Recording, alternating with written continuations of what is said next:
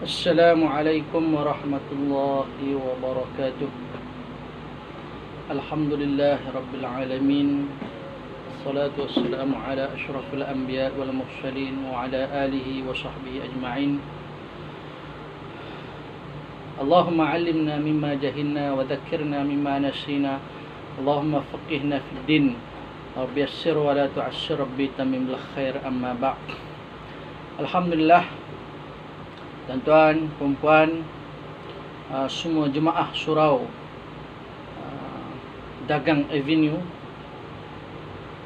bersyukur kita kehadrat Allah Subhanahu wa taala kerana dengan taufik hidayah inayah daripada Allah kita dapat mentaati, melaksanakan segala perintah Allah taala dan meninggalkan segala larangan Allah taala dan mengikut ajaran sunnah baginda Nabi Muhammad sallallahu alaihi wasallam.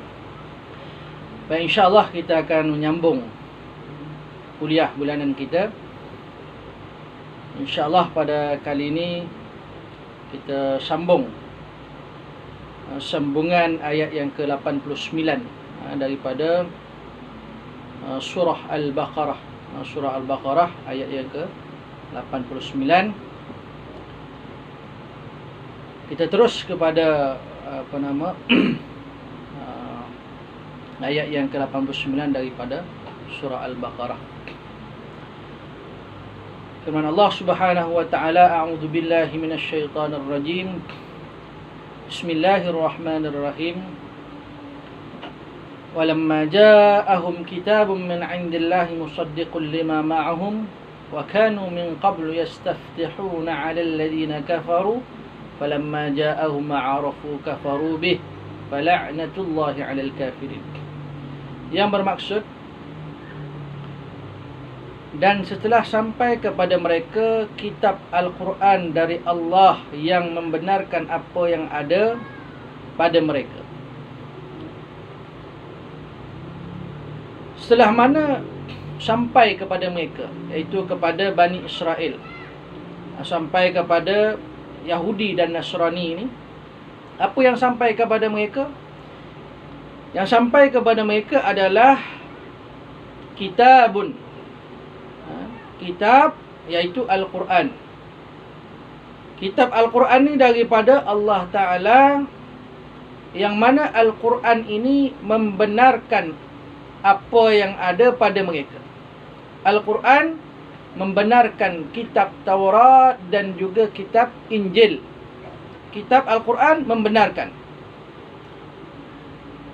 Kitab Taurat dan Injil sebelum Al-Quran. Al-Quran diturunkan selepas turunnya Taurat dan Injil. Tetapi Al-Quran membenarkan kitab Taurat dan juga kitab Injil. Dalam kitab Taurat dan Injil mengandungi, iaitu tentang ciri-ciri seorang Nabi yang akan diutuskan di akhir zaman, iaitu Nabi Muhammad sallallahu alaihi wasallam. Baik. Sedangkan sebelumnya mereka memohon kemenangan atas orang kafir. Apa maksud dia, tuan-tuan? Yahudi Nasrani ini, dia memohon kemenangan atas orang kafir ni. Ketika mana Yahudi nak berperang dengan suku Ghatfan. Dia nak berperang, Yahudi nak berperang. Di dalam peperangan, Yahudi ni kalah dalam peperangan. Maka dia berdoa, dia memohon dengan kemuliaan Nabi Muhammad sallallahu alaihi wasallam yang akan diutuskan di akhir zaman. Moga dengan kemuliaan Nabi sallallahu alaihi wasallam mereka menang. Dan bila mana mereka mohon agar mereka menang dalam peperangan, Yahudi berdoa. Bila dia nak berperang, dia berdoa dengan kemuliaan Nabi sallallahu alaihi wasallam. Maksudnya dengan keberkatan, dengan kemuliaan, atau disebut apa, barangkali kemungkinan tawassul dengan kemuliaan Nabi sallallahu alaihi wasallam. Akhirnya mereka menang. Yang pelik, yang anehnya, mereka ni dalam peperangan, bila nak berperang, memohon dengan kemuliaan Nabi SAW, berilah kemenangan kepada mereka. Yang pelik, yang anehnya, ternyata setelah sampai kepada mereka apa yang telah mereka ketahui itu, mereka mengingkarinya. Maka laknat Allah bagi orang-orang yang ingkar. Bila mana Nabi SAW diutuskan oleh Allah Subhanahu Wa Taala di akhir zaman, Yahudi ini dia ingkar kepada Nabi Muhammad SAW. Dia nak Nabi yang diutuskan oleh Allah Ta'ala itu daripada kalangan Bani Israel, bukan daripada keturunan bangsa Arab, bukan daripada keturunan zuriat Nabi Ismail alaihissalam. Jadi dia tak nak Nabi yang diutuskan di akhir zaman ini daripada bangsa Arab. Dia nak Nabi yang diutuskan daripada Bani Israel. Macam mana untuk dia berperang, untuk dia mendapat kemenangan dalam peperangan, dia memohon kemuliaan Nabi SAW yang Nabi yang akan diutuskan di akhir zaman. Bila mana sampai kepada mereka, iaitu mereka kena beriman kepada Nabi Muhammad SAW diutuskan oleh Allah Ta'ala di akhir zaman, dia pula ingkar. Maka Allah melaknat orang yang ingkar, yang kufur, yang tidak beriman kepada Nabi Muhammad sallallahu alaihi wasallam. Baik. Bi'sa mashtaru bihi anfusahum an yakfuru bima anzalallahu baghya. Sangatlah buruk perbuatan mereka menjual dirinya dengan mengingkari apa yang diturunkan Allah Subhanahu Wa Ta'ala kerana dengki bahawa Allah menurunkan kurnianya kepada siapa yang dia kehendaki di antara hamba-hambanya. Bi'sa mashtaru bi anfusahum an yakfuru bima anzalallahu baghyan an yunazzilallahu min fadlihi ala man yasha'u min ibadihi. Begitu buruk perbuatan mereka, mereka menjual diri mereka. Menjual diri mereka ni maksudnya, kalau seorang penjual itu, dia kehilangan barang yang dia nak jual. Jadi Yahudi Nasrani ni, betapa buruknya perbuatan mereka. Allah berfirman, perbuatan mereka itu, mereka jual diri mereka, iaitu dengan mereka mereka ingkar apa yang telah diturunkan oleh Allah Ta'ala. Allah Ta'ala utuskan Nabi SAW di akhir zaman. Allah Ta'ala turunkan Al-Quran. Mereka tidak beriman kepada Al-Quran, tetapi mereka beriman kepada kitab Taurat yang diturunkan kepada Nabi Musa AS. Bani Israel di zaman Nabi Musa AS, Yahudi Nasrani di zaman Nabi Muhammad SAW. Sepatutnya keturunan, cucu cicit keturunan Bani Israel ni, kalau dia beriman kepada kitab Taurat yang diturunkan kepada Nabi Musa AS di zaman nenek moyang mereka, nenek moyang mereka itu Bani Israel di zaman Nabi Musa AS, mereka juga di zaman Nabi Muhammad SAW, mereka kena beriman kepada Al-Quran yang diturunkan oleh Allah Ta'ala kepada Nabi Muhammad SAW. Kerana dengki bahawa Allah menurunkan kurnianya kepada siapa yang dia kehendaki di antara hamba-hambanya. Wahyu kenabian kepada Nabi Muhammad SAW. Yahudi Nasrani ni, dia dengki. Baghya, dia dengki kerana Allah menurunkan, Allah mengurniakan kepada Nabi Muhammad SAW, dan Allah Ta'ala mengutuskan Nabi Muhammad SAW menjadi Nabi di akhir zaman. Maka dia dengki. Sedangkan terpulang pada Allah Ta'ala, Dia nak mengurniakan, dia nak menurunkan Al-Quran itu, dia nak melantik Nabi SAW menjadi Nabi dan Rasul di akhir zaman. Ataupun Allah Ta'ala nak pilih sesiapa sahaja, itu maknanya Allah Ta'ala nak turunkan kitab Al-Quran kepada siapa, nak mengutuskan siapa menjadi Nabi di akhir zaman, itu kehendak Allah Subhanahu Wa Taala. Tak boleh sesiapa membangkang, mengingkarinya. Faba'u bighadabin ala ghadab. Kerana itulah mereka menanggung kemurkaan demi kemurkaan. Dua maknanya kemurkaan, kemurkaan demi kemurkaan. Double.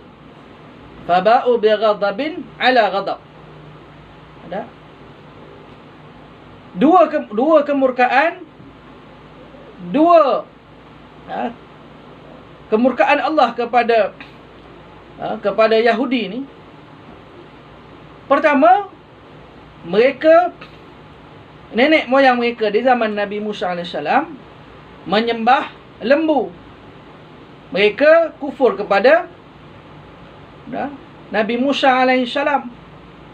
Datang pula Yahudi Nasrani ni kufur pula kepada Nabi Muhammad sallallahu alaihi wasallam. Yang mana Bani Israel, Yahudi Nasrani ni, Allah Ta'ala telah mengambil janji dengan mereka. Mereka pun telah berjanji dengan Allah Subhanahu Wa Ta'ala. Tetapi mereka mengingkari, mereka melanggar perjanjian tersebut. Maka kemurkaan demi kemurkaan Allah kepada mereka, Bani Israel dan juga Yahudi Nasrani.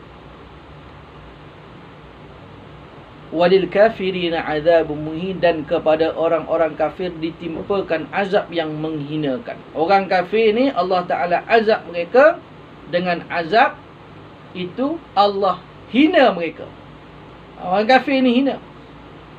Di dunia mereka diazab, contohnya kalah dalam peperangan. Di akhirat mereka dihumban masuk dalam neraka, kekal buat selama-lamanya. Hinanya mereka ni. Diazab oleh Allah, dihina. Allah hina orang kafir.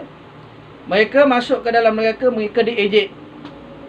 Zuq innaka antal azizul karim.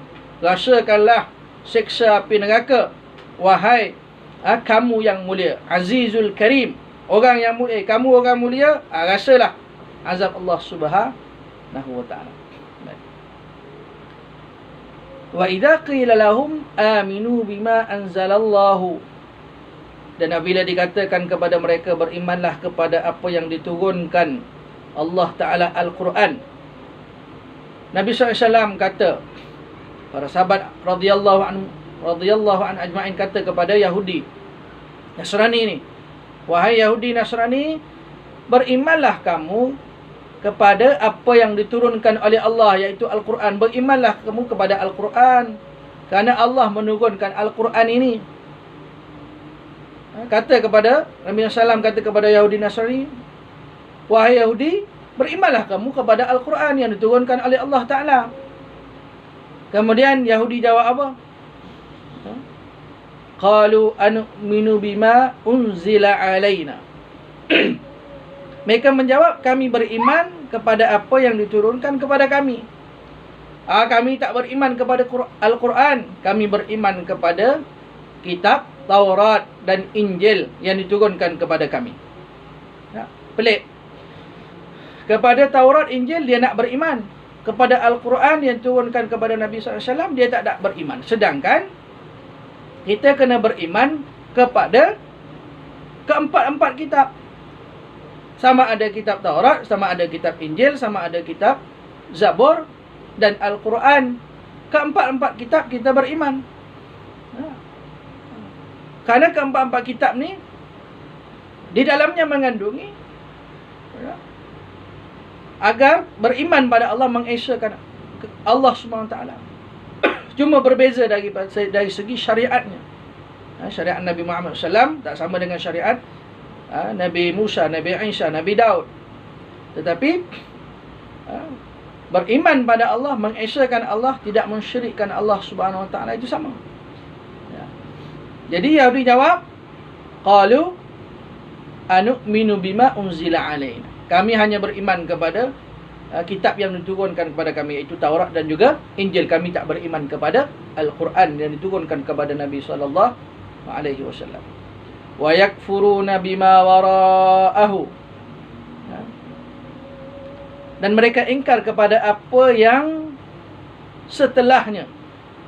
Maknanya kami beriman pada Taurat, Injil, Al-Quran kami tak beriman. Al-Quran kami tak beriman. Wa huwal haqqu musaddiqan lima ma'ahum. Padahal Al-Quran itu adalah yang hak, yang membenarkan apa yang ada pada mereka. Allah berfirman, wa huwal haqq. Wa huwal haqqu. Al-Quran ini adalah yang hak. Al-Quran ini adalah yang hak. Allah turunkan kepada Nabi SAW. Dan Al-Quran jugalah membenarkan apa yang ada pada mereka. Apa yang ada dalam, yang terkandung dalam kitab Taurat, kitab Injil itu, Al-Quran membenarkan kitab Taurat dan juga kitab Injil. Macam mana mereka tak beriman dengan Al-Quran yang diturunkan kepada Nabi SAW? Qul falima taqtuluna anbiya Allahi min qablu in kuntum mu'minin. Katakanlah Muhammad, katakanlah wahai Nabi Muhammad SAW pada Yahudi Nasrani, mengapa kamu dahulu membunuh Nabi-Nabi Allah? Wahai Yahudi, wahai Nasrani, kenapa kamu membunuh para Anbiya alaihissalam yang diutuskan kepada kamu? Yahudi Nasrani, nenek moyang mereka di zaman Nabi Zakaria, Nabi Yahya, mereka membunuh Nabi Yahya dan Nabi Zakaria alaihi wassalam. Mengapa kamu bunuh Nabi Yahya, Nabi Zakaria alaihi wassalam? Kenapa kamu bunuh para Anbiya alaihi salam, nabi-nabi yang diutuskan oleh Allah Ta'ala kepada kamu? Qul falima taqtuluna anbiya Allahi, Qul falima taqtuluna anbiya Allahi min qablu in kuntum mu'minin. Katakanlah wahai Muhammad, mengapa kamu dahulu membunuh nabi-nabi Allah jika kamu orang-orang yang beriman?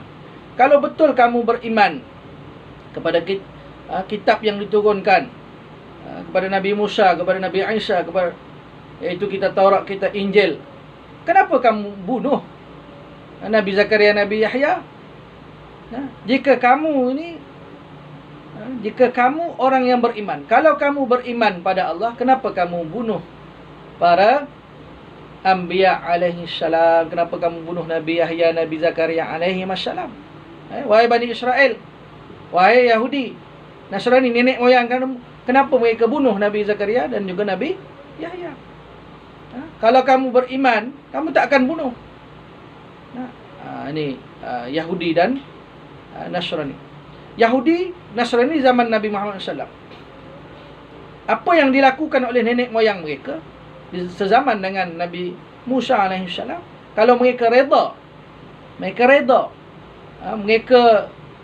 apa yang dilakukan, perbuatan kekufuran yang dilakukan oleh nenek moyang mereka, kalau mereka reda, mereka juga tidak beriman kepada Allah, tidak beriman kepada ajaran yang dibawa oleh baginda Rasulullah sallallahu alaihi wasallam. Wa laqad ja'akum Musa bil bayyinati, dan sungguh Musa telah datang kepadamu dengan bukti-bukti kebenaran. Nabi Musa alaihissalam ini, dia telah datang kepada Bani Israel ini dengan bukti-bukti kebenaran. Bukti-bukti kebenaran ni bil bayyinat, maksudnya mukjizat Nabi Musa alaihissalam. Nabi Musa alaihissalam ada mukjizat tongkat. Nabi Musa alaihissalam dia tangannya di bawah ketiaknya mengeluarkan cahaya. Kemudian tongkatnya membelah laut. Kemudian tongkatnya bertukar menjadi ular.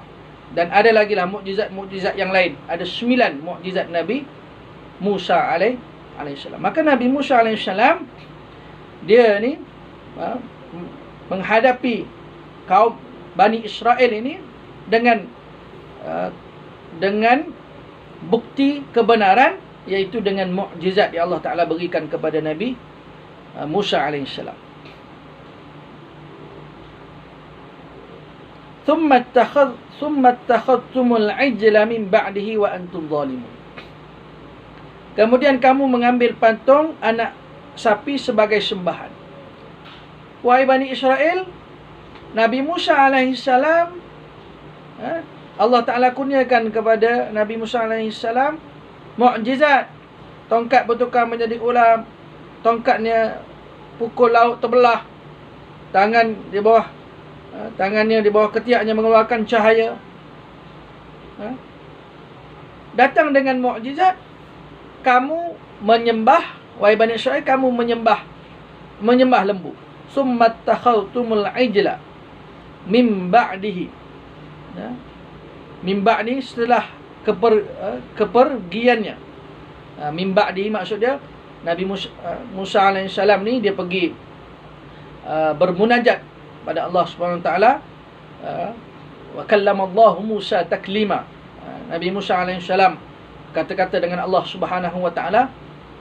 Dan Nabi Musa AS pulang daripada bermunajat itu, dia tengok Bani Israel dah sembah lembu. Summattakhadtumul ijla min ba'dihi wa antum zalimun, dan kamu menjadi orang-orang yang zalim. Orang yang zalim, orang yang melakukan maksiat, orang yang syirik kepada Allah, orang yang menyekutukan Allah, menyembah lembu, itu mereka adalah orang-orang yang zalim. Wa idh akhadna mitsaqakum wa rafa'na fawqakumut tura. Dan ingatlah ketika kami mengambil janji kamu dan kami angkat gunung Sinai di atasmu. Ketika mana Allah Subhanahu Wa Taala, wa idh ni maksud dia ingatlah. Dan ingatlah ketika mana Allah Subhanahu Wa Taala mengambil janji daripada Bani Israel, dan Allah Subhanahu Wa Taala kami angkat gunung Sinai itu ke atas mereka. Khudhu ma atainakum biquwwatin. Pegang, seraya berfirman, pegang teguhlah apa yang kami berikan kepadamu. Khudhu ma atainakum biquwwatin. Allah Ta'ala angkat bukit, Allah Ta'ala angkat gunung Sinai itu atas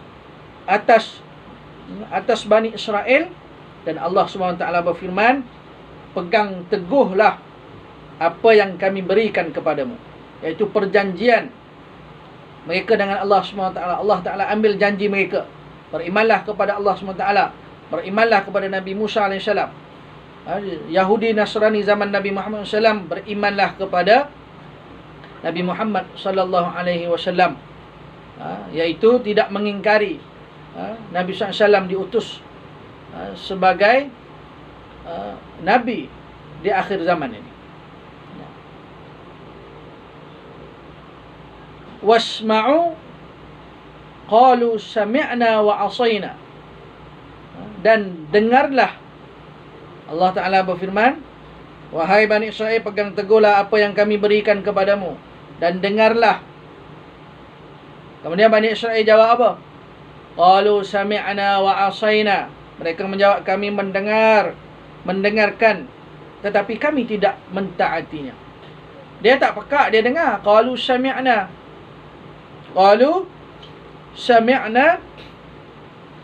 dan kami dengar, wa asayna, tetapi kami tidak mentaati. Kita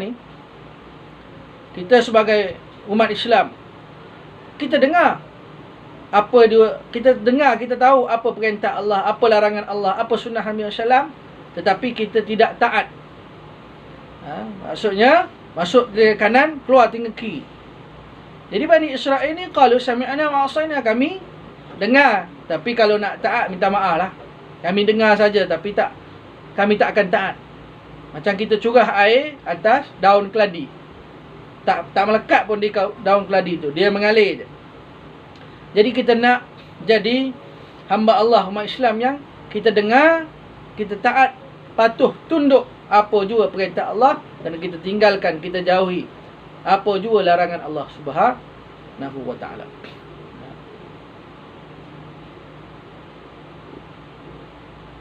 Wa usyribu fi qulubihimul ajla bi kufrihim, dan diresapkanlah ke dalam hati mereka itu kecintaan menyembah patung anak sapi kerana kekafiran mereka. Jadi tuan-tuan, puan-puan, semua jemaah surau Dagang Avenue yang melihat kuliah pada kali ini, jadi telah meresap ke dalam hati Bani Israel ini, mereka cinta, mereka sayang untuk menyembah lembu tersebut. Maksudnya dalam hati mereka tu dia cinta, dia suka menyembah menyembah lembu tu. Jadi meresap masuk hati mereka ni, mereka cinta untuk apa? Untuk menyembah lembu tu. Kerana apa? Kerana kekafiran mereka. Qul bi'sa ma ya'murukum bi imanukum in kuntum mu'minin. Sangat buruklah apa yang diperintahkan oleh kepercayaanmu kepadamu. Jadi Allah berfirman sangat buruk, betapa buruknya, sangat-sangat buruk. Apa yang buruk? Iaitu apa yang diperintahkan oleh kepercayaanmu. Maknanya kecintaan dia yang memerintahkan dia, kepercayaan dia itu, sehingga dia menyembah lembu itu sangat-sangatlah buruk. Sangat-sangatlah buruk. Yang mana dia ikut perintah, dia ikut kepercayaan dia itu, cinta dia itu untuk menyembah lembu itu. Jika kamu orang-orang yang beriman, in kuntum mu'minin, kalau kamu orang yang beriman kepada Allah Subhanahu wa ta'ala, kamu tak akan menyembah lembu tersebut.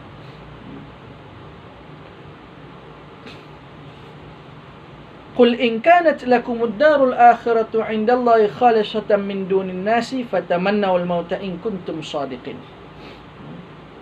Katakanlah Muhammad, jika negeri akhirat di sisi Allah khusus untukmu sahaja, bukan untuk orang lain, maka mintalah kematian jika kamu orang yang benar.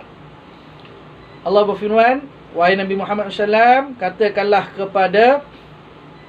kepada Yahudi ini, yang mana Yahudi ini, dia kata akhirat, kenikmatan syurga itu khusus untuk mereka, dan mereka Yahudi Nasrani ini, dia kata mereka ni tak akan, waqalu lan tamassana an-naru illa ayyaman ma'dudah, kami ni tidak akan disentuh api neraka melainkan beberapa hari saja.